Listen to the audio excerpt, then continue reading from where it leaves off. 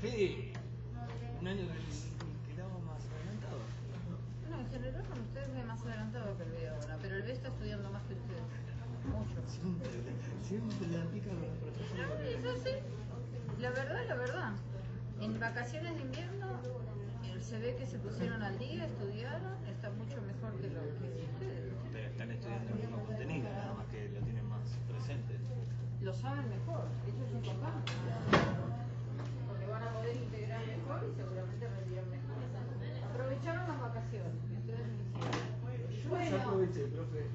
Vamos a hablar ahora entonces, en la clase pasada la primera clase hicimos una revisión de los contenidos que habíamos visto, agregamos o hicimos también una integración de pulso, presión, los factores que regulan la presión arterial y los circuitos de circulación de la sangre. Todo lo que vimos en la clase anterior son temas importantes, recuerden revisarlos bien, tienen que conocer bien el gasto cardíaco, de qué factores depende la presión arterial.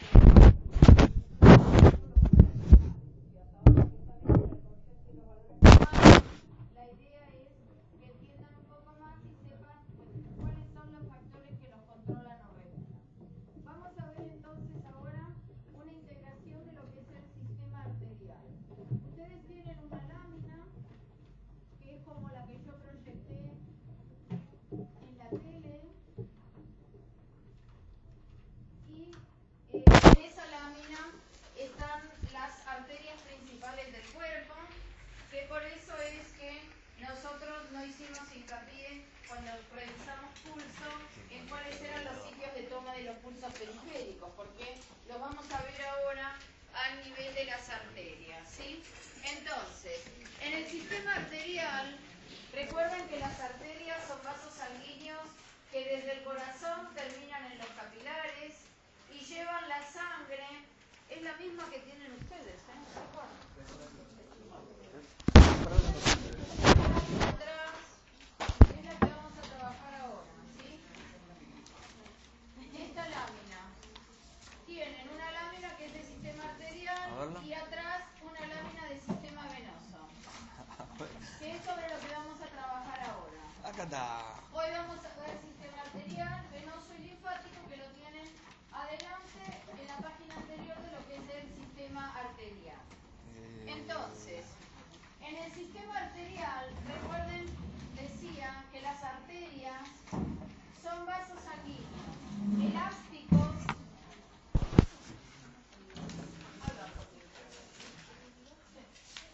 Tenemos que dejar algún espacio porque si quieren entrar, después no hay lugar, ¿está? Entonces, dentro del sistema arterial, que recuerden otra vez, que son vasos sanguíneos elásticos que van a ir desde el corazón hacia los capilares del cuerpo, llevando la sangre oxigenada a los órganos. Nosotros vamos a tener tres elementos para analizar. Lo que es el sistema de la arteria pulmonar, que desde luego es un sistema que ya hemos descrito. Las arterias pulmonares en realidad nacen del tronco común, del ventrículo derecho, ¿se acuerdan? Del ventrículo derecho va a salir la arteria pulmonar y se divide en una arteria pulmonar derecha y una arteria pulmonar izquierda, y desde luego de ahí van al pulmón derecho y al pulmón izquierdo, ¿cierto? Después tenemos el sistema de las arterias coronarias. Las arterias coronarias son las arterias propias del corazón. Y entonces, eran ramas de la aorta. Acá estoy haciendo un resumen porque esto ya lo vimos, ¿sí? Son ramas de la arteria aorta y son una arteria coronaria derecha y una arteria coronaria izquierda, ¿sí? Ambas arterias coronarias, desde luego, terminan en capilares y van a dar la irrigación al propio corazón. Obviamente, de las arterias pulmonares, cuando terminan en capilares, Si seguimos haciendo este desfile de alumnos que me interrumpieron ya como 20 veces desde que empecé la clase, se abre la puerta en la segunda hora. El que llega tarde entra en la segunda hora. Porque no hay espacio y yo ya estoy tratando de dar clase hace 15 minutos. Llegamos a horario y si no esperamos afuera y entran a la segunda hora. Porque los alumnos que están y se quedan sin recreo, no tienen recreo me parece antes de que yo entre. Tienen que respetar los recreos. El que se va entra a la segunda hora. ¿Está claro?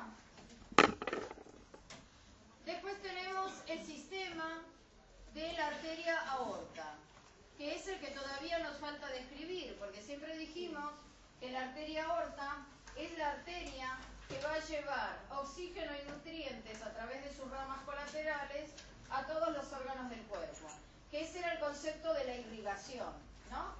Todas las ramas de la arteria aorta van a ir llegando a cada uno de los órganos, en cada órgano va a entrar, va a dar capilares y ahí se produce el intercambio para que el órgano tenga oxígeno y nutrientes suficientes para poder desde luego cumplir con sus funciones. De allí van a salir después, desde esos capilares se reúnen y forman venas y esas venas se llevan los desechos, o sea que cada órgano tiene la entrada de una arteria y la salida de una vena, ¿sí? Todas son ramas de la arteria aorta. Entonces, la arteria aorta va a ser una gran arteria que distribuye la sangre a todo el cuerpo y sabemos que su origen va a ser el ventrículo derecho. Tienen un dibujito en esa misma lámina que les pedí que buscaran, parecido a esto, mejor hecho desde luego que esto, en el cual tienen las porciones o partes de la arteria aorta, que nosotros lo vamos a buscar ahora en la lámina. Entonces, la aorta tiene una porción que es lo que denominamos siempre el callado de la aorta. Recuerden que es callado, es curva, que era lo que nosotros veíamos cuando traíamos la maqueta, que era lo que se iba hacia atrás. La aorta hace un callado, donde va a tener 3 ramas principales. Estas ramas van a dar la irrigación, desde luego, para el cuello y la cabeza y los miembros superiores, como vamos a ver ahora. Después, esto sería el músculo diafragma, y entonces acá tenemos lo que llamamos la aorta torácica, es decir, la porción de la aorta que a nivel del tórax, que va pegadito a la columna vertebral, va a dar las ramas colaterales para irrigar todo lo que es la zona torácica. Atraviesa el diafragma y vamos a tener otra porción de la aorta que es lo que denominamos la aorta abdominal, que hace lo propio en el abdomen, es decir, va a dar un montón de ramas colaterales a partir de las cuales van a irrigar a todos los órganos del abdomen, ¿sí? Cuando llega a la porción pelviana, va a dar sus ramas terminales. Eso es lo que tienen en el esquemita abajo. O sea que no hace falta, si quieren, que no lo copien porque lo tienen abajo. Las ramas terminales, que son 2, van a ser las arterias ilíacas primitivas. Arterias ilíacas primitivas. Desde luego somos simétricos, como les digo siempre. Entonces voy a tener una arteria ilíaca primitiva a la derecha y una arteria ilíaca primitiva a la izquierda. A partir de estas arterias ilíacas primitivas será desde donde van a empezar a darse todas las ramas para lo que son los órganos genitourinarios que están en la cavidad pelviana y los miembros inferiores, ¿sí? Entonces, vamos a buscar estas partes de la aorta en la lámina y vamos a ver cuáles son las principales ramas que nacen del callado de la aorta y las ramas terminales. Entonces nos van a dar la ubicación de las arterias principales de las extremidades superiores e inferiores, que son las que ustedes palpan como pulsos periféricos. Si bien lo que yo estoy describiendo aquí es el sistema arterial profundo, las arterias profundas, en su discurrir entre los planos musculares, hay momentos en los cuales se hacen superficiales, que es cuando ustedes las pueden palpar, ¿sí?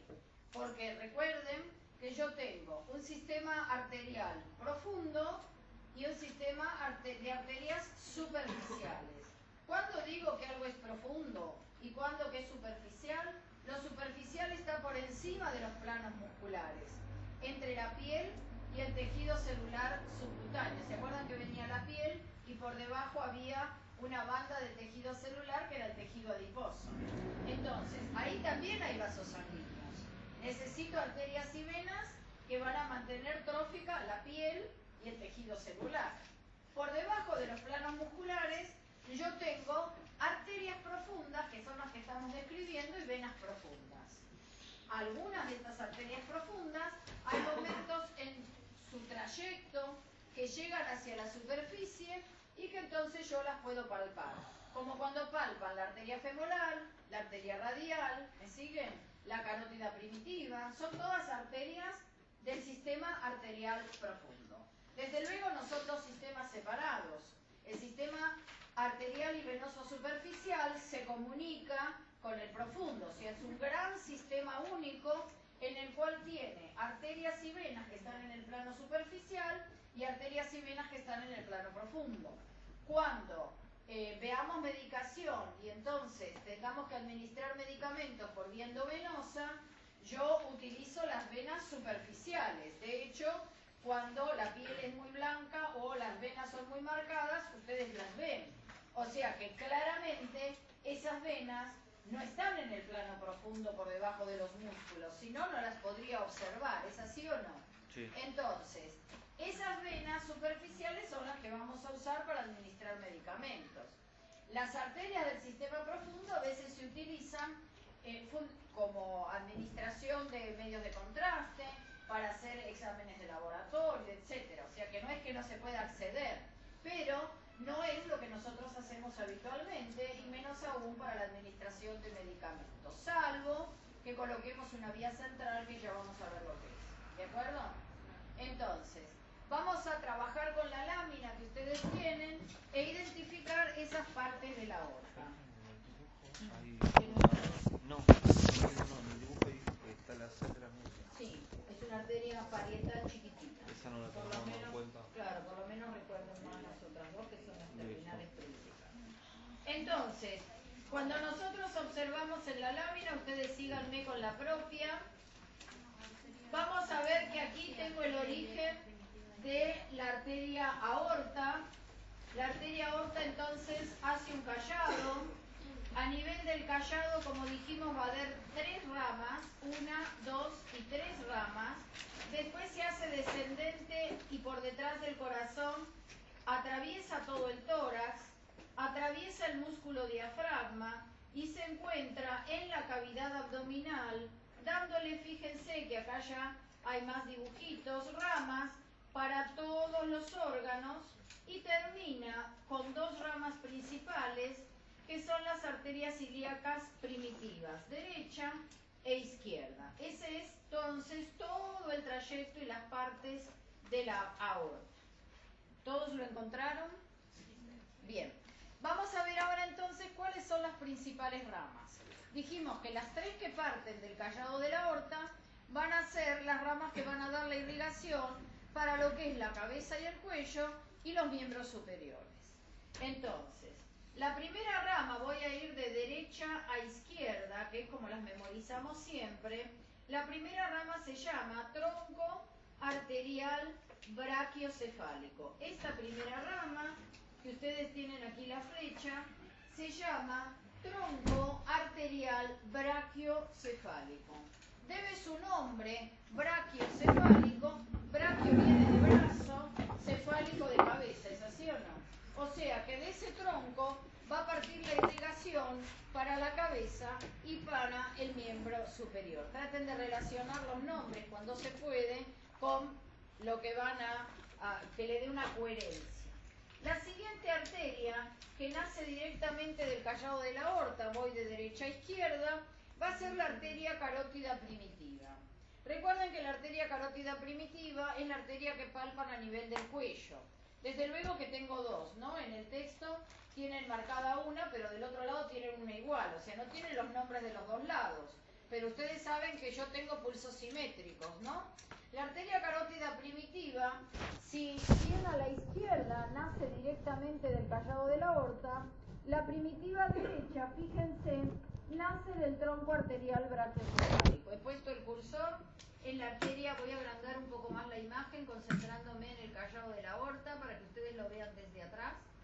Este es el tronco arterial brachiocefálico, esta es la carótida primitiva izquierda, y fíjense cómo el tronco, de allí se va a originar la arteria carótida primitiva derecha.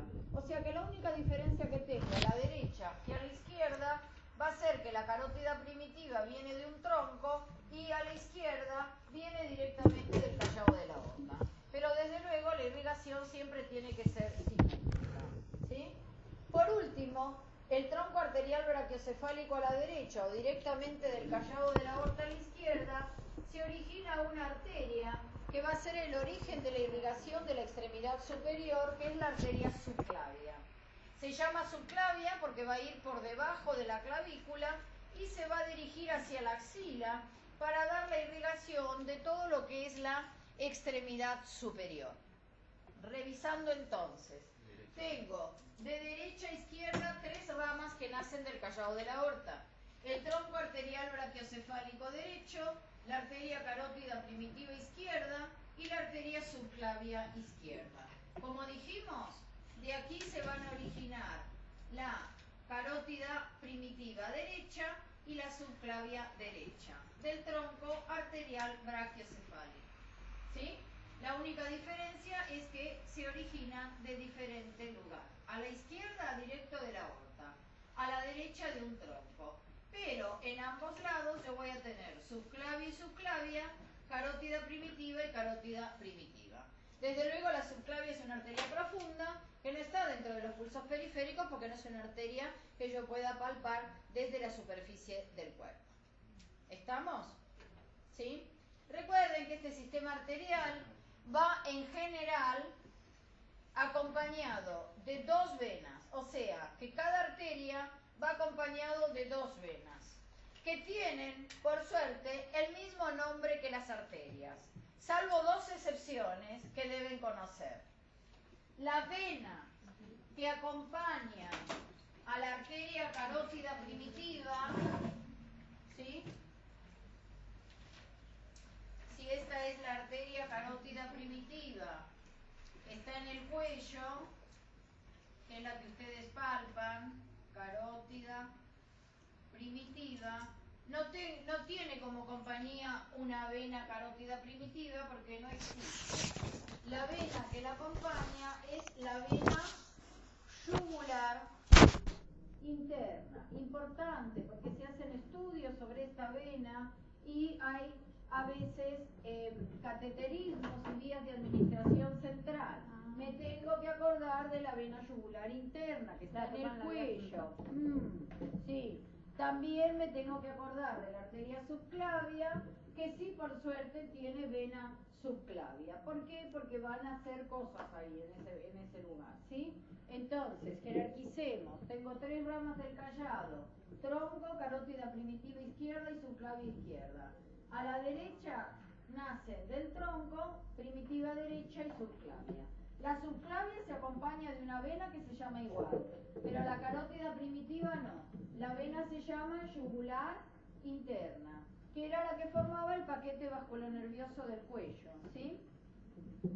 Junto con el nervio neumogástrico, que era el que se encontraba en el cuello. El que lo recuerda del práctico de músculos que después tuvieron que estudiar, eso ya lo habíamos visto.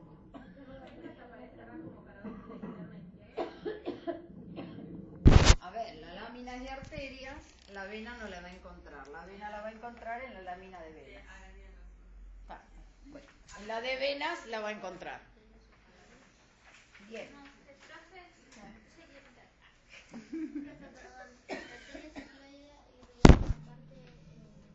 Comienza la irrigación del miembro superior, ahora lo vamos a ver.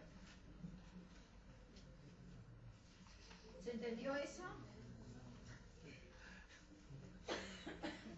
Nos vamos a ir entonces a qué es lo que ocurre con la arteria subclavia. La arteria subclavia, que se encuentra por debajo de la clavícula, va a descender y se va a meter en el miembro superior y entonces va a dar la arteria axilar. La irrigación del miembro superior entonces tiene su origen en la arteria subclavia. Cuando llega a la axila se va a llamar arteria axilar. Cuando sigue a través del brazo se va a llamar arteria humeral o braquial. Arteria humeral o braquial. Digo porque en los textos de enfermería muchas veces se habla de arteria braquial, que viene de brazo la palabra braquial, ¿cierto? Que es la misma que la humeral. En anatomía en general la denominamos humeral porque está sobre el húmero, ¿no? Así como después es radial y cubital porque está sobre el radio y el cúbito. Tiene bastante sentido. La arteria humeral, una vez que llega al codo, se divide en dos ramas. La arteria radial, que es externa, y la arteria cubital, que es interna. En el antebrazo, entonces, tengo la arteria radial, que es externa, y la arteria cubital, que es interna. Cuando llego a la muñeca, recuerden entonces que la arteria radial la podemos palpar en el canal del pulso, que es el sitio de toma de pulso habitual. Sobre el hueso cúbito, la arteria cubital. Ambas arterias, radial y cubital, forman arcos que tienen dibujados en la lámina, arcos en la palma de la mano y en el dorso de la mano, para la irrigación de lo que sería el carpo, el metacarpo y las falanges, es decir, todo lo que corresponde a la irrigación de la mano, que va a estar dada por ramas terminales y arcos vasculares que provienen de la arteria radial y cubital. Entonces, tengo arteria subclavia, arteria axilar, arteria humeral, arteria radial y cubital y los arcos vasculares para la mano dadas por ambas arterias. ¿Sí? Y ahí entonces cubrimos otros pulsos periféricos que ustedes palpan. Recuerden que la palpación de los pulsos es sobre arterias que provienen de la aorta, por lo tanto de la bomba izquierda. ¿Sí? La bomba derecha es el sistema de arterias pulmonares que desde luego desde afuera no puedo valorar. Tengo que utilizar métodos de diagnóstico invasivos. Nos vamos entonces a la parte de abajo para ver cuáles son las arterias principales de las extremidades inferiores. Fíjense que cada ilíaca primitiva se va a dividir en dos. Una que va hacia adentro y una que va hacia afuera. Cada una lo hace. La arteria que va hacia adentro, hacia la cavidad pelviana, se llama arteria ilíaca interna.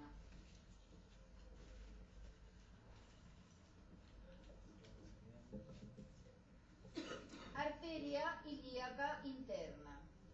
Está marcada a la derecha y puse el cursor para que lo encuentren rápido en la lámina, ¿sí?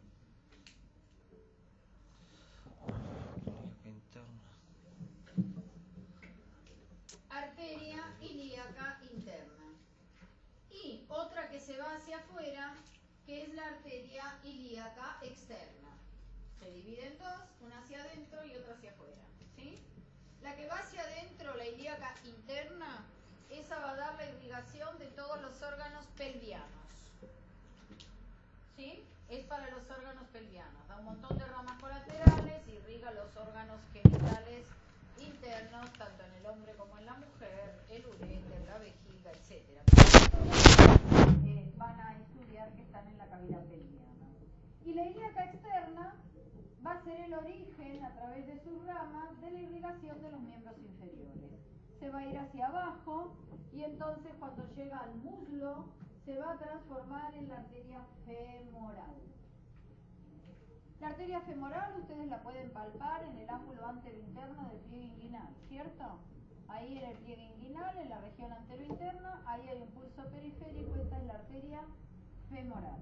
Recuerden que cuando palpan pulsos es importante palpar los simétricos. No puedo comparar tensión, amplitud de la onda entre un pulso superior y uno inferior porque serán diferentes. Los que tienen que ser iguales son los simétricos, los dos femorales, los dos carótidos, ¿cierto? Tienen que ser iguales en sus características. La frecuencia debe ser igual y el ritmo en todos, ¿no? Lo que cambia es la tensión, la amplitud y la intensidad como características del pulso. Una vez que la arteria femoral llega a la rodilla, se transforma en arteria poplitea. La arteria poplitea es la que se encuentra, y la puedo palpar, en la región posterior de la rodilla, en una región anatómica en forma de rombito que es el cuerpo popliteo. Ahí entonces palpan el pulso popliteo, por detrás de la rodilla, porque la arteria femoral tiene un trayecto bastante raro. Fíjense que la femoral la palpan acá y después la poplitea la palpan atrás. Hay unos músculos en la región del muslo que tienen como un pequeño agujerito por donde la arteria femoral se hace posterior y se va hacia atrás. Y entonces aparece en el plano posterior y la encuentro en la región poplitea, que es la que se encuentra por detrás de la rodilla. Ahí buscan entonces el pulso popliteo. Esa arteria poplitea se va a dividir en dos. Una arteria tibial anterior,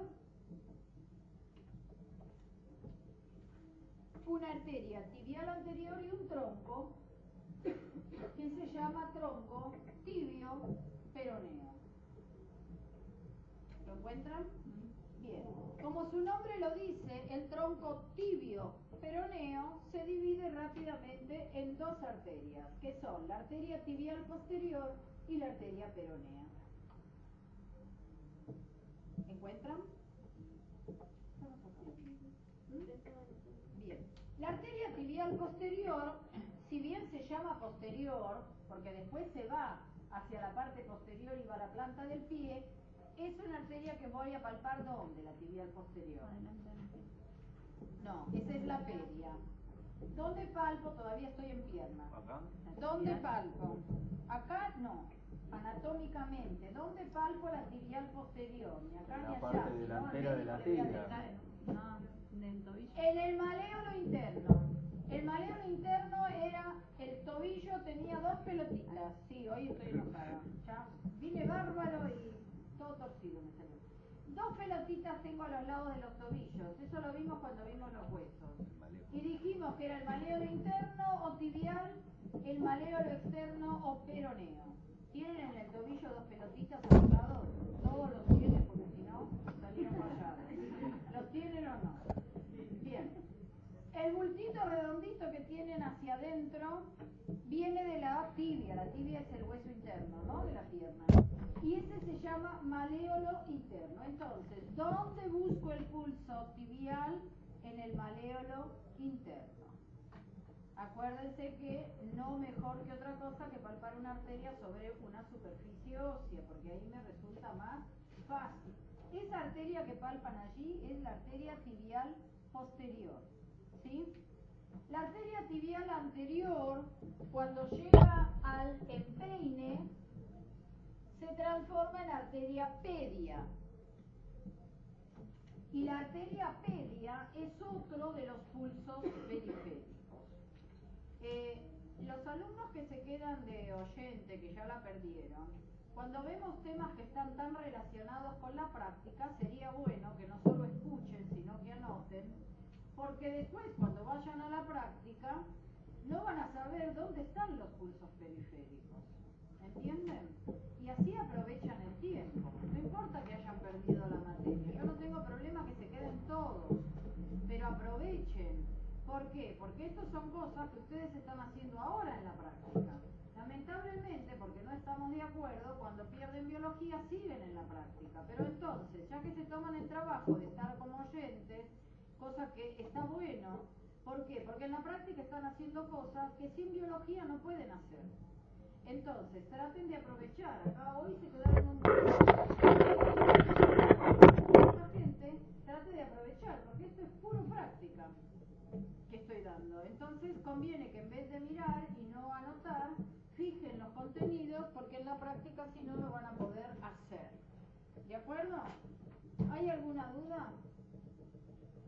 Esto desde luego hay que sentarse con la lámina y estudiar de memoria de la misma manera que estudiaron los huesos.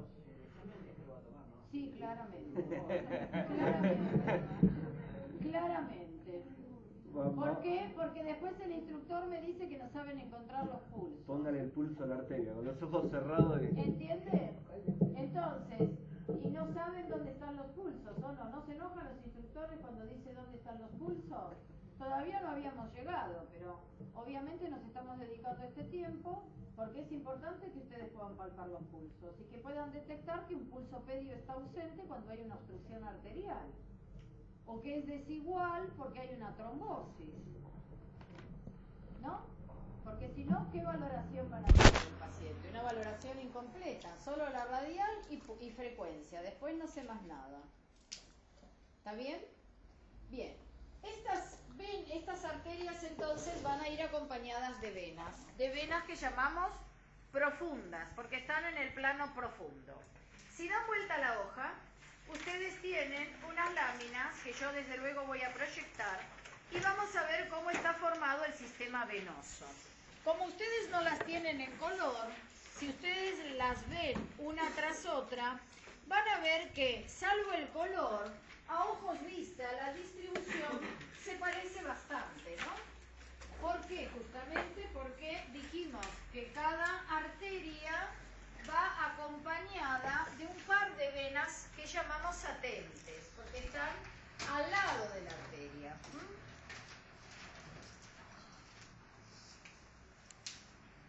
¿Quién le decís que la manden a imprimir? Porque quiero hacer el dibujo de las arterias ahora para tenerlo bien claro. Entonces, vamos a hablar ahora del sistema venoso. En el sistema venoso, entonces, tengo el sistema de venas pulmonares, que ya lo conocemos. Sabemos que de cada pulmón tengo dos venas pulmonares derechas, dos venas pulmonares izquierdas, ¿es así o no?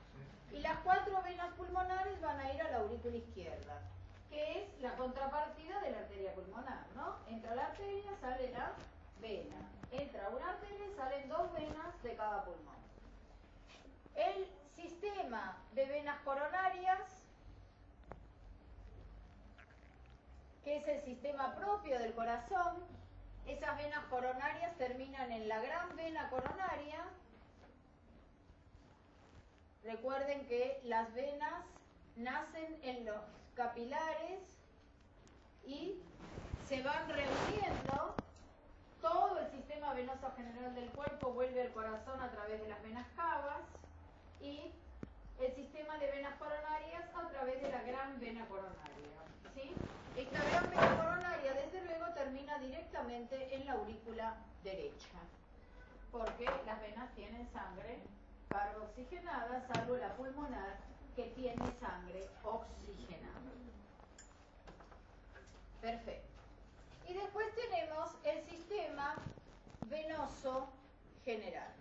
Entonces, así como acabo de decir que la arteria carótida primitiva no tiene una vena que la acompaña que se llama igual, sino que es la vena yugular interna, la arteria aorta, que es el sistema de la el sistema arterial general del cuerpo, va a tener como contrapartida o acompañando lo que llamamos las venas cavas. Sistema de venas cavas. ¿Sí? Eso que nosotros vemos en la lámina, que tiene la misma ubicación que la arteria aorta, esta vena central, una arriba y otra abajo, es la vena cava superior y la vena cava inferior.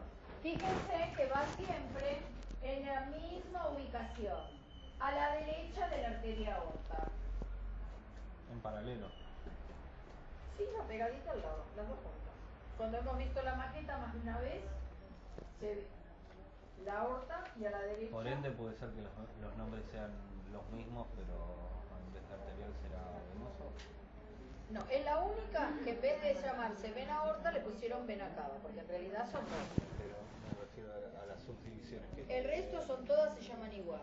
Las dos excepciones son la yugular Claro. y la cava. Por eso estoy haciendo hincapié. Después las venas se llaman igual que las arterias profundas.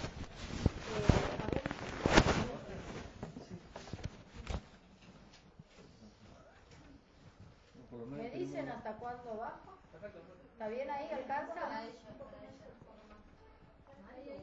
¿Ahí estamos bien? Bien. Entonces, el sistema de venas cavas es el que va a acompañar a la arteria aorta, es decir, es el sistema venoso general del cuerpo. Se originan capilares, esos capilares van dando venas que confluyen y solo dos venas regresan al corazón con todo el aporte venoso, que eran la vena cava superior y la vena cava inferior, eso ya lo estudiamos. La vena cava superior traía la sangre de la mitad supradiafragmática del cuerpo y la vena cava inferior de la mitad por debajo del diafragma, ¿cierto? Recoge toda la sangre venosa.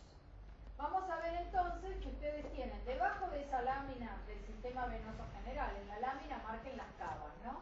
La cava superior y la cava inferior, que son las dos grandes venas que acompañan a la aorta, claramente. Fíjense, si miran la lámina de arterias, que ustedes no la tienen coloreada, fíjense que la aorta tiene la misma ubicación que la cava, ¿no es cierto? ¿Sí o no? En el dibujito que ustedes tienen aparte abajo y a la izquierda, con un montón de nombres, está mostrando cómo se forma la vena cava superior y la vena cava inferior. Entonces, la vena cava superior, que es esta, se va a formar por la unión de dos grandes venas. Una que ya les presenté antes, que es la vena yugular interna, lo tienen en la lámina y lo tienen explicado en el esquemita de abajo. La vena yugular interna. ¿Sí? Que es la que acompaña entonces a la arteria carótida primitiva. Y después la vena subclavia, que la tienen marcada de este lado en la lámina.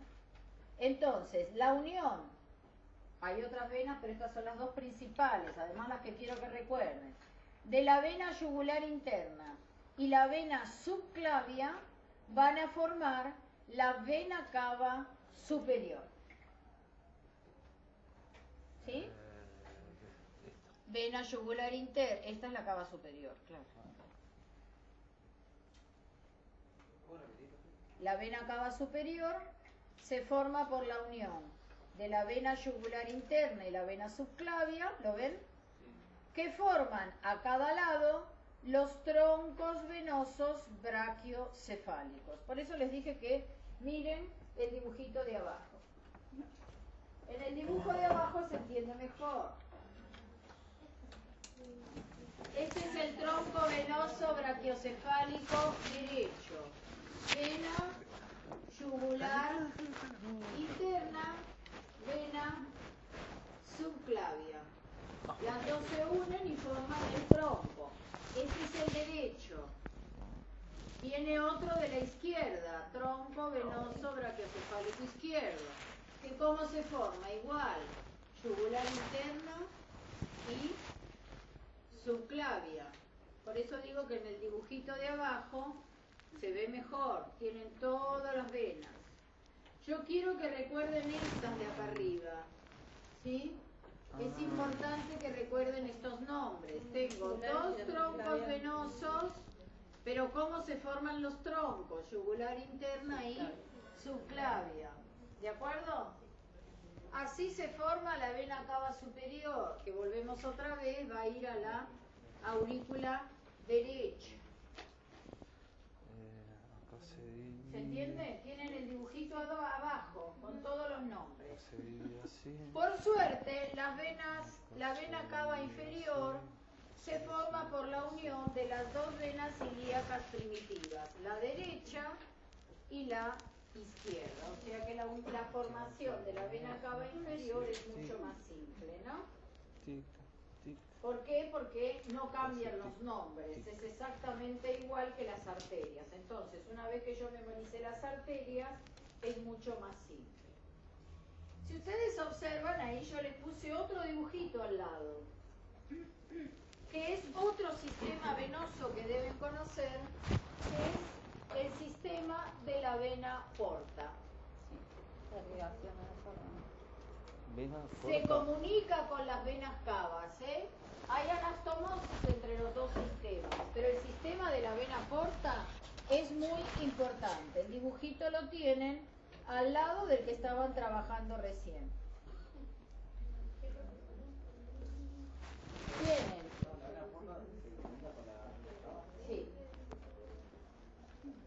Ahora vamos a ver cómo. Yo te voy a explicar, está en el dibujo de abajo.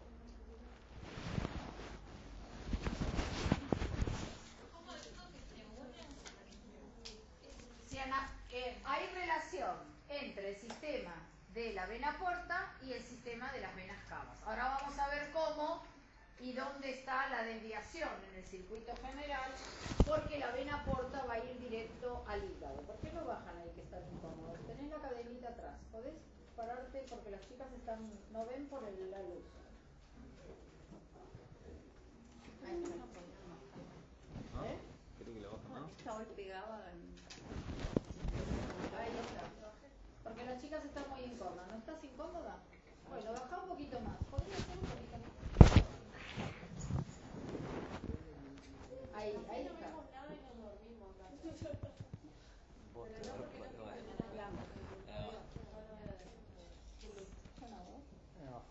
Lo que pasa es que las chicas no ven por el exceso de luz. Vos estás viniendo un poco cansada. ¿Sí? No voy a hacer ningún otro comentario. Me parece que no es la falta de luz. Si querés podés ir a lavarte la cara. ¿No? Bien. Entonces, la vena porta, ¿por qué tiene importancia? La vena porta se las muestro, ustedes tienen un dibujito muy parecido, es esta.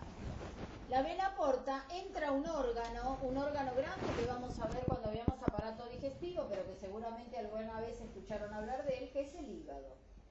Esto que tienen representado aquí desde luego es el estómago, esto es el intestino delgado y este es el intestino grueso. Este órgano que tienen acá hacia la izquierda es el vaso, que es un órgano del sistema inmunológico que ya veremos cuando veamos sistema inmunológico. Entonces, ¿qué importancia tiene esta vena? La importancia que tiene es que la vena porta, por cómo se forma, por la reunión de tres venas que ahora vamos a conocer, le va a llevar o se van a reunir en la vena porta todos los nutrientes que nosotros absorbemos en el tubo digestivo.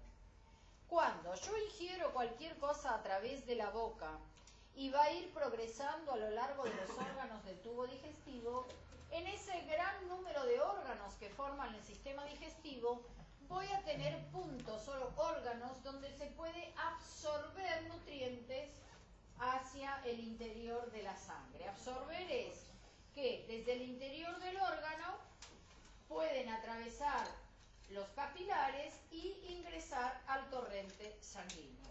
Desde luego, cuando yo como, lo que quiero es asimilar nutrientes, ¿es así o no? Lo que no me sirve va a seguir y va a ser eliminado a través de las heces. Pero lo que me sirve tiene que pasar a la sangre para que el cuerpo los transforme. Cuando vimos célula, dijimos que nosotros no fabricábamos alimento y que entonces las células se encargaban de transformar, ¿cierto? Nosotros incorporábamos materia y energía y debíamos transformarla. En ese momento yo les dije, si como una salchicha o un churrasco no va a estar pegada en la cara, va a estar transformado. Para ese bocado que yo como pueda pasar a la sangre, vamos a ver que el sistema digestivo tiene una gran labor, que es romper esas moléculas grandes en unidades pequeñas que mi cuerpo pueda asimilar e incorporar hacia la sangre. Después la circulación los tiene que distribuir hacia todas las células del cuerpo. ¿Cuáles son esos sitios en el cuerpo donde yo puedo asimilar lo que ingiero a través de la vía oral será mi estómago, mi intestino delgado y mi intestino grueso. Fundamentalmente, el mayor absorbedor, vamos a ver, es el intestino delgado, que es lo que ustedes ven ahí como una trenza larga, la tripa flaca, ¿no?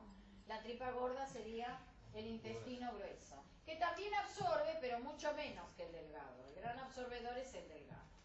Entonces, como el órgano del cuerpo que se va a encargar de fabricar, almacenar y distribuir los nutrientes en el cuerpo es el hígado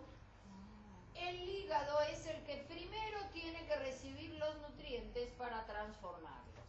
Entonces, una vez que el aparato digestivo hizo su trabajo de degradar y asimilar, es decir, pasar hacia la sangre los nutrientes, quien tiene que recibirlos primero es el hígado, porque el hígado es el órgano metabólico del cuerpo. Es el órgano que toma los aminoácidos, los monosacáridos, todo lo que yo ingiero y los une y los transforma en sustancias útiles para el cuerpo, proteínas plasmáticas, proteínas de reparación, anticuerpos, factores de coagulación, almacena energía, distribuye elementos hacia los distintos órganos del cuerpo. ¿Estamos? Es como si yo tuviera una gran empresa de venta de alimentos y tengo un gran sitio donde todo le llega y de ahí distribuye a todas las sucursales. Un gran centro de distribución, ¿sí? Y ahí en esa planta además se manufacturan cosas, o sea, las recibo de una manera y las transformo para enviar a otros lugares. Eso lo hace el hígado, ¿se entiende más o menos? Entonces, la vena porta es la encargada de llevarle al hígado todos los nutrientes. Vamos a ver entonces cómo se forma la vena porta. Profe, perdón, si es vena, ¿se está trasladando con sangre carboxigenada o no? Ahí tiene, sí, Ahí- pero ahí tiene está los el tema. nutrientes, claro. Pero, La sea, porta te va a aportar los nutrientes y la pulmonar el oxígeno. Después se junta todo. Ya va a pero cerrar. ciertos nutrientes van a quedar con la cabra oxigenada yendo... Sí, no importa. Cuando Claro. se complete el ciclo y pase a oxigenar... La aorta va a tener las dos cosas. Porque esto los entra a la nutrientes van a derecha. seguir hasta que llega la sangre Sí, oxigenada. porque el y ahí- corazón no los o sea que del fin vuelve al principio y el principio recién ahí alimenta los nutrientes. Listo. Eso es que Los más grandes pasan derecho y los más chicos absorben y pasan al hígado. El otro día lo demás. Entonces, vamos a ver cómo se forma la vena porta. Tenemos la vena esplénica, que es la que viene del estómago y del vaso. La vena esplénica, la pueden marcar en el dibujito, es la primera, la vena esplénica, que viene del vaso y del estómago, por eso lo que se absorbe va a ir por ahí. La vena mesentérica superior, que viene del intestino delgado y de la mitad derecha del intestino grueso, vena mesentérica superior, que viene del intestino delgado y de la mitad derecha del intestino grueso. Vena mesentérica superior.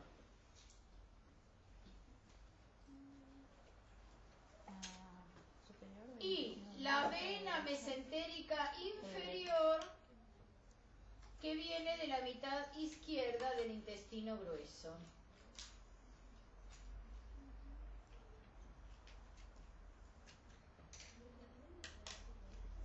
Entonces, la vena porta se forma por la reunión de tres venas: vena esplénica, mesentérica superior y mesentérica inferior.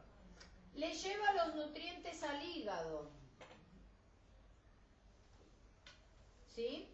El hígado dijimos que los transforma, es el órgano metabólico. Y los incorpora a la circulación ¿cómo? Tiene las venas suprahepáticas, fíjense que tienen unas venas arriba del hígado. ¿Las ven en el esquema? Suprahepática. Las venas suprahepáticas que terminan en la vena cava inferior. Entonces, a través de la vena suprahepática llegan los nutrientes a la vena cava inferior. La vena cava inferior llega a la aurícula derecha, pasa por los pulmones con la arteria pulmonar para recibir oxígeno y la aorta recibe todo, los nutrientes y el oxígeno, que era lo que faltaba. ¿Se entiende? ¿Sí? Tengo que unir esto desde luego a los circuitos de circulación. Por eso les había pedido que vayan estudiando de a poco, porque es la única manera de verlo. El hígado está con el hígado Qué patada en la puerta. los nutrientes está con las arterias. ¿Está con? El hígado tiene una arteria hepática, que es rama de la aorta, que mantiene vivo al hígado. Y tiene una vena funcional, que es la vena porta, que es la que le lleva los elementos para que trabaje. Van por distinta vía. Claro, ¿sí? Cuando veamos hígado, vas a ver que siempre tiene que haber, dijimos, una rama de la arteria aorta que le lleve todo a la célula. Y que al lado de la aorta estaba la vena. Y al lado de la arteria hepática, que es rama de la aorta, va a estar la vena porta. Entran dos cosas, ¿no? Profe, pero... En el dibujo hay dos venas, las dos son portas, las que entran al hígado, que está el poquitito. No, hay un tronco común, la vena porta, y enseguida se divide en dos, porque el hígado tiene lóbulos. Y cuando sube pasa a ser la supra. Cuando sale la sangre del hígado, lo hace a través de las venas suprahepáticas, que le llevan la sangre a la vena cava inferior, que está yendo para el corazón. ¿Está bien? ¿Por qué hago tanto hincapié? Primer punto, para entender cómo se distribuyen los nutrientes habitualmente. Pero esto nos sirve también para farmacología. ¿Por qué? Porque cuando ustedes le administran un medicamento al paciente por vía oral, sigue esta ruta. Es decir, que todo medicamento que ustedes administren por vía oral no pasa directamente a la circulación general. Primero va al hígado. Por eso la importancia a veces con el tema de los protectores gástricos y esas cosas. El gástrico es porque Se si dicen que los pasa por... antibióticos, al ser tan fuertes, como Son derecho dos al cosas hígado. distintas. ¿Cómo es eso? Por un lado, el medicamento te puede dar un daño hepático porque cuando lo tiene que absorber o porque es ácido o por determinadas características químicas del medicamento, va a producir una irritación o una inflamación en la mucosa del estómago. Eso es para lo cual vos después le agregás un protector gástrico. Pero es independiente de lo que yo estoy explicando ahora. Lo que yo digo es que tienen que tratar de comprender que cuando yo administro algo por vía oral, sigue la misma ruta que el alimento. Independientemente de que ustedes lo den lejos de las comidas, que ya vamos a hablar por qué, o con la comida, eso es independiente, porque eso pasa porque el medicamento para absorberse, algunos necesitan estar solos y otros no le importa que haya alimento y mejoro la irritación, o sea, no se irrita tanto el estómago. Eso es otra cosa. Lo que yo quiero que comprendan es que todos los medicamentos van a seguir la misma ruta cuando los doy por vía oral, desde luego, que los alimentos. Por lo tanto, al primer lugar que van a llegar, antes de llegar al sitio de acción, porque convengamos que cuando yo doy un medicamento, que no hayamos visto nada todavía, se supone que tiene que llegar al órgano donde quiero que haga el efecto. Eso es solo pensar, ¿no? De imaginar cómo trabaja un medicamento. ¿Es así o no? Entonces, ese medicamento, cuando yo se lo incorporo al cuerpo por vía oral, primero va a ir al hígado.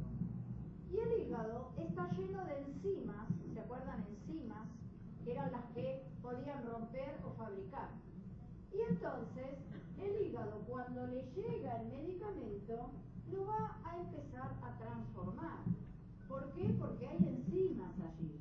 Entonces, parte del medicamento que nosotros le damos cuando usamos la vía oral, se degrada o se rompe en el hígado. ¿Sí? Entonces, eso nos va a explicar un montón de cosas y le vamos a dar un nombre a ese fenómeno, que es importante de ser tenido en cuenta. Que no tiene que ver con la toxicidad hepática que puede tener el medicamento, porque ningún medicamento es una Carmelita descansa o un angelito. Los medicamentos ejercen efectos deseados y efectos que no quiero. Hay algunos antibióticos que le producen daño al hígado, ¿sí? Pero le producen daño porque son tóxicos, ¿entendés? Lo dañan, eso es otra cosa. Ah, eso por la toxicidad. Claro, por la toxicidad propia del medicamento que vos le das. Para ver si más o menos entendí la idea. Entonces, el hígado necesita ciertos nutrientes y sangre como para mantenerse vivo. Esa se la va a dar la arteria hepática. O sea que el hígado, por ejemplo, uno come. El hígado saca todos los nutrientes, hace todo el recorrido, va por la arteria cava, los nutrientes. Arteria cava no. La vena cava, perdón. La vena cava inferior llega al corazón, hace todo el recorrido, pasa a la arteria aorta, baja nuevamente y esa arteria se comunica y le provee los nutrientes al hígado. O sea, los nutrientes que degrada vuelven al hígado y ahí recién los utiliza para... Claro. Listo, La arteria hepática que viene de la aorta en le vez de lleva degradar y agarrarlos en el momento, los manda a todo el cuerpo. una y cosa ahí... va por un lado y otra por la otra. Listo. Porque para trabajar necesita que la hepática le dé oxígeno y nutrientes. Y su trabajo es transformar los nutrientes y distribuirlos. Es su función. Ahí agarra lo que le corresponde. Y los ingredientes para fabricar las cosas los va a tomar de la vena porta, no de la aorta, no de la hepática, que viene de la aorta. ¿Todos pudieron comprender lo que dije? La porta se forma. La porta se forma por la unión de la vena esplénica que va a llevar lo que absorbió el estómago, la mesentélica superior que le lleva lo que absorbió el intestino delgado, que es el que más absorbe porque mide un montón de metros, y el intestino grueso, la mitad derecha. Y la mesentérica inferior que le lleva la mitad izquierda del intestino grueso. ¿Sí? Ahí concluye todo. La porta, una vez que entra, va a dar divisiones, desde luego, ¿no? Para que pueda haber intercambio y transformación. Y salen los nutrientes por la vena suprahepática a la vena cava inferior. ¿Sí? Importante entonces que tengamos en cuenta esos dibujitos. El de cómo se forma la vena cava superior, porque ahí están las venas yugulares y subclavias que las deben recordar. Y la vena porta, porque es importante para entender la distribución, tanto de los nutrientes como de los fármacos. ¿Estamos bien? No, se me voy a poner así de vuelta. Yo lo hice de chapa cuando hice Se me ha complicado, pero no me lo esperas más de seguro. complicado llegar vivo a la clase de Cartagena. A ver, yo sé que están cansados, pero tengo que dar algo más. Un poco más coloquial, esto es muy... Che, está re bueno este dibujo. ¿no? Pero vamos a charlar un poquito para que comprendan cómo está formado el sistema linfático. Hasta ahora, y espero que hayan comprendido, hay vasos sanguíneos en el cuerpo que los dividíamos en arterias capilares y venas. Vimos cómo circula todo esto y cómo trata de conectar y alimentar a todos los órganos, ¿cierto? Cómo distribuye. Pero habíamos hablado también a principio de año de los líquidos corporales, ¿recuerdan? Y cuando hablamos de los líquidos corporales, desde luego el plasma sanguíneo era uno de los líquidos extracelulares muy importantes por su volumen y desde luego porque cumple importantísimas funciones de transporte, ¿cierto?, en el cuerpo. Pero tenemos también otros líquidos extracelulares, ¿que eran cuáles? El intersticial, muy bien. El líquido intersticial era ese líquido que se encontraba entre las células, que también era en volumen muy importante y que tenía que estar en equilibrio con el resto de los líquidos. Y había un tercer líquido en importancia extracelular, que era ¿cuál? La linfa. ¿Sí? Había líquido dentro de la célula, que era el intracelular, y los que estaban fuera, que eran los extracelulares. Y ahí teníamos líquido intersticial entre las células, el plasma sanguíneo y la linfa. Y además los transcelulares, que eran pequeños volúmenes, ¿sí? Que estaban entre las serosas, en el ojo, en las articulaciones, en el líquido cefalorraquídeo, etc. Ya fuimos viendo varios de la ubicación de esos líquidos. La linfa es lo que nos queda ahora por ver. ¿Qué es la linfa y cómo circula y qué importancia tiene?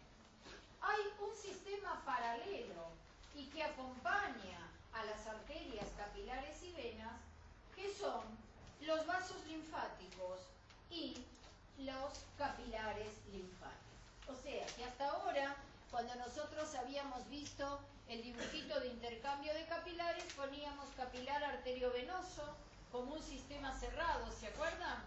Y las células del cuerpo que recibían los elementos. Habíamos visto, vamos a poner este que me gusta más. Nosotros habíamos hecho un dibujo parecido. Estas eran las arterias, la sangre pasaba por los capilares y los capilares se reúnen y forman venas, ¿no? Esto es lo que habíamos visto hasta ahora. Sí. Y las células, que están representadas por estas unidades, eran las que a través de estos capilares recibían lo que les sirve y eliminaban los desechos. Por eso la sangre estaba oxigenada y después estaba carboxigenada. Pues ahora les tengo que presentar que entre esos capilares, que es lo que tienen allí en verde, se encuentran otro tipo de capilares que estructuralmente, ¿sí?, son iguales que los otros, con una gran diferencia. Estos capilares tienen extremo abierto. ¿Qué quiere decir esto? Los capilares sanguíneos forman parte de un sistema cerrado, ¿se acuerdan? En los cuales las sustancias tienen que atravesar membranas para poder transportarse. Como los sistemas las sustancias tienen que atravesar membranas, desde luego no puede pasar un camión a través de ellas, ¿cierto? Había mecanismos de transporte que permitían de manera diferencial el intercambio, ¿es así o no? Pero no entra y sale cualquier cosa. En cambio, estos capilares linfáticos tienen una característica diferente, que tienen entre sus células un espacio importante que permite entonces que ingrese al interior de los capilares gran cantidad de líquido intersticial. Fíjense que aquí las flechas están conectando el interior del capilar linfático con el espacio intersticial. ¿Lo ven o no? Entonces, el líquido intersticial, cuando ingresa al interior de los capilares linfáticos a través de esos espacios que tienen los capilares, se transforma en linfa. Por lo tanto, la linfa no es otra cosa que líquido intersticial. ¿Entienden? Que toma otro nombre porque va a circular por otro sistema paralelo, que es el sistema linfático, el de los vasos linfáticos. ¿Dónde están los vasos linfáticos? Pegaditos a las arterias y las venas, en el plano superficial y en el plano profundo. ¿Dónde empieza el sistema linfático? En los capilares. Pero esos capilares no son cerrados, son abiertos. Y lo que incorporan es líquido intersticial que cuando entra se transforma en linfa. ¿Sí? Lo vamos a llamar linfa. Ahora, esto permite varias funciones que tiene el sistema linfático. Antes de entrar a las funciones y explicar para qué sirve, vamos a dar algunas características estructurales del sistema linfático. Los capilares, entonces, que es donde se inician, son diferentes a los sanguíneos, ¿no? Tienen extremo abierto, incorporan líquido intersticial que se transforma en linfa. Esos capilares se reúnen y forman vasos linfáticos. Los vasos linfáticos tienen una estructura igual a las venas. ¿Sí? Ustedes tienen una lámina, no igual a esta, pero por delante de la lámina de arterias tienen una lámina de sistema linfático. Fíjense que hay una amplia distribución de vasos linfáticos, que es lo que ven como hilitos en la lámina.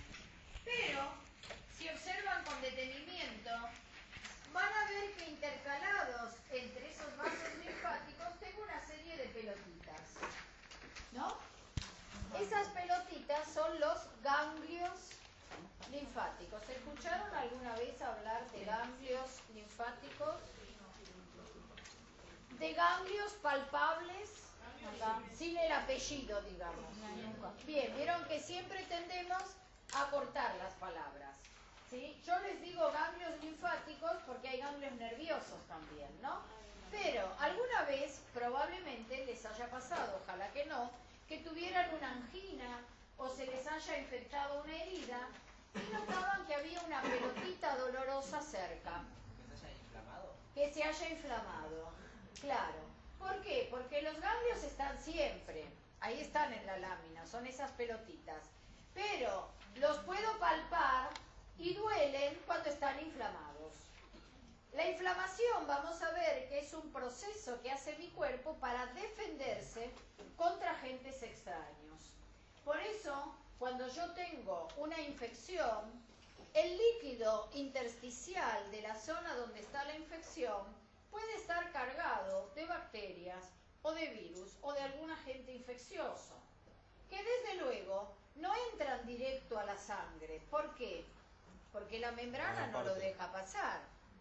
En cambio, los capilares linfáticos, cuando incorporan en ese espacio abierto el líquido intersticial, ingresan al interior de la linfa, o sea que la linfa viene o puede venir, si yo tengo una infección o tengo un tumor, con células malignas. Por eso dicen que se extiende a los ganglios. Con células malignas o con algún agente infeccioso. ¿Se entiende? Y también que para bajar la temperatura dicen que donde hay que aplicar más. No, eso es porque vos tenés la arteria axilar ahí y al tomar contacto con el plasma podés enfriar central. ¿Entendés? Parece que no era lo mismo. No es lo mismo. Entonces, ingresa líquido intersticial a través de esos capilares y cuando ese líquido intersticial tiene algún agente extraño, ¿sí?, va a pasar por esos ganglios linfáticos. ¿Qué hay en esos ganglios linfáticos? Pelotitas. En esas pelotitas. ¿Qué hay en las pelotitas? Pelotitas. Células de defensa, leucocitos. Cabinas de peaje. Van a tener un entramado reticular que habíamos visto cuando vimos tejido conectivo, que se podía formar una red o malla por el tejido conectivo. Y ahí entonces el ganglio, cuando recibe la linfa, si tiene algún objeto extraño, la atrapa con la red y ahí voy a tener células de defensa, principalmente linfocitos, que van a atacar al agente extraño, tratando de defenderse. Cuando reacciona, se inflama. Entonces yo los puedo palpar. Ocurre, desde luego, que como digo siempre, nuestro sistema inmunológico es genial, pero a veces no puede controlar al agente extraño. Entonces, es cuando el agente extraño, si bien el ganglio linfático reacciona, se inflama y trata de detenerlo, alguno se escapa de ese ataque y sigue circulando por la vía linfática. Se va a encontrar con otro grupo de ganglios que va a intentar atacar, ¿entienden? Pero llega un momento que si el agente extraño es demasiado malo, por ahora vamos a decir malo, sigue circulando a través de la linfa y los ganglios linfáticos no pueden detener. Y entonces, ¿hacia dónde van? La cabeza. ¿Hacia dónde termina este sistema linfático? Termina en el sistema venoso general. Va a terminar a nivel de los troncos venosos que forman la vena cava. Por eso digo que este sistema linfático es tan parecido al sistema venoso. ¿Por qué? Porque empieza en capilares, ¿sí? Y va a terminar en dos grandes troncos que terminan en las venas. ¿Lo ven? Entonces, fíjense que así yo puedo conectar, y esto es importante, es una conexión el sistema linfático entre el líquido intersticial y la sangre. ¿Sí o no? Sí. Porque empieza en capilares, ingresa el líquido intersticial y después va a terminar en el sistema venoso. Obviamente que voy a explicar que esto tiene cosas muy positivas, pero la macana es que cuando una célula tumoral o una bacteria es tan mala, o un virus, que ha logrado burlar a todos los ganglios que me defienden, el agente y la célula tumoral llegan a través de la sangre a los órganos del cuerpo, produciendo una infección generalizada o, en el caso de los tumores malignos, metástasis en otros órganos. Empezó en la mama y va a estar también en el hígado, en el cerebro, en los huesos. ¿Se entiende? Eso es cuando esas células viajaron a lo largo de todo mi sistema linfático, lograron burlar todos los ganglios linfáticos que tenían a tono y entonces llegan a la circulación general. El tumor de mama, fíjense la lámina. En el caso de la glándula mamaria, qué gran cantidad de vasos linfáticos tiene, ¿cierto? Es muy rica, ahí parecen dibujadas las glándulas mamarias, ¿o no? Sin embargo, esos son vasos linfáticos. Y si observan, esos vasos linfáticos tienen rayitas hacia los ganglios de la axila, ¿sí o no? Sí. Los ganglios de la axila son la primera estación de defensa que yo tengo cuando el tumor está en la glándula mamaria o la infección. Igual. Por eso el ginecólogo, cuando ustedes van, además de palpar las mamas, palpa las axilas, buscando ganglios que estén reaccionando ante algo que se encuentre en la glándula mamaria, ya sea benigno como una infección o un tumor maligno. ¿Se entiende? El problema que tenemos con la mama es que tengo pocas estaciones de defensa. ¿Por qué? Porque después que logra pasar la axila, pasa a los ganglios debajo de la clavícula y de ahí directo al sistema venoso. Entonces, con poquito tamaño de tumor, enseguida tengo enfermedad sistémica, es decir, pasó a la circulación general. Por eso hay que controlarse las glándulas mamarias. ¿Sí? Porque si lo detecto muy chiquitito, lo puedo tener localizado. Si ya creció un poco, tengo miedo de que haya llegado a otro lugar. ¿Estamos?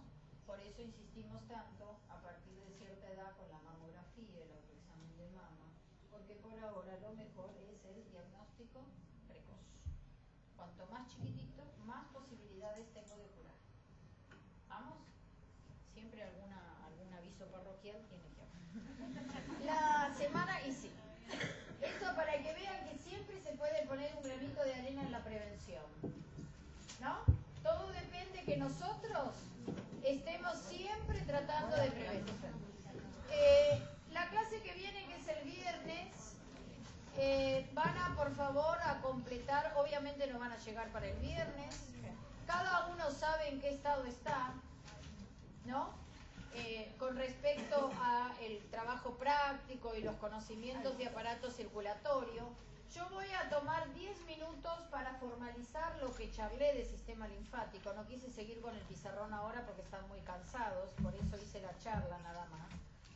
Y vamos a empezar el viernes con aparato respiratorio. Para la semana que viene están en condiciones de hacer toda la ejercitación y todo el práctico de aparato circulatorio. A algunos les faltará poquito, a otros les faltará mucho, cada uno sabe en qué situación se encuentra.